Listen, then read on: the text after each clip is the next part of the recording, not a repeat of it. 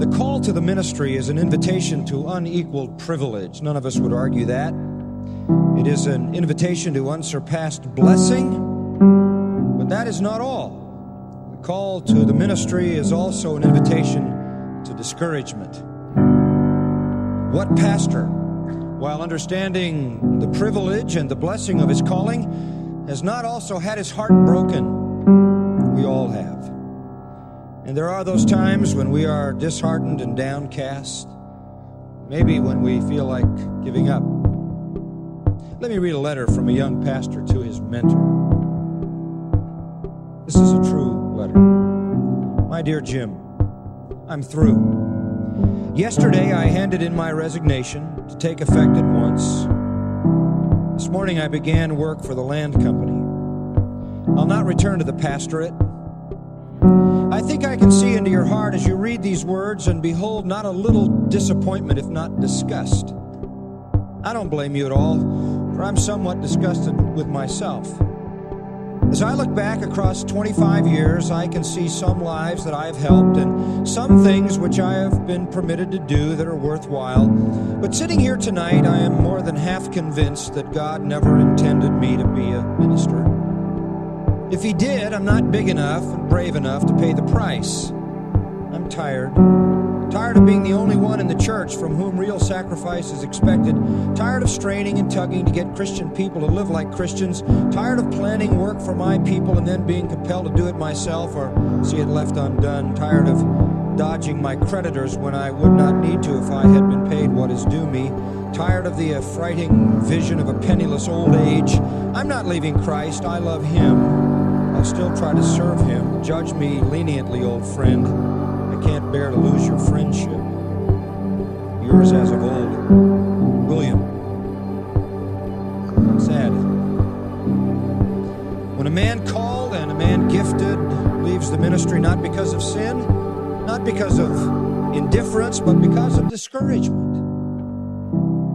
And at intervals in our lives, we all face that kind of temptation, even the most gifted and the most fruitful of us. Even the Apostle Paul faced it. The sun shining on a tree brings life to some branches and death to others. The same sun that melts the wax hardens the clay. Every time we preach, gentlemen, two things take place. It is an aroma of life to those who believe. It is an aroma of death to those who do not. In either case, the aroma rises to the nostrils of God, who is glorified in His grace and glorified in His judgment. What a privilege. Don't you ever underestimate your life. Every time you preach, that arises to God as an aroma, a sweet-smelling fragrance, whether it is to be His glory in His grace or His glory in His judgment. Whether everybody responds or nobody responds. What a privilege to live a life in which your service renders every time it is properly exercised to God a sweet-smelling fragrance.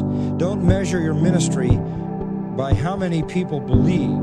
It all rises when the truth is preached fragrantly before God. Who has in himself what it takes to give forth truth, which is a savor of life to life or death to death? Who has what it takes to render service to Almighty Holy God?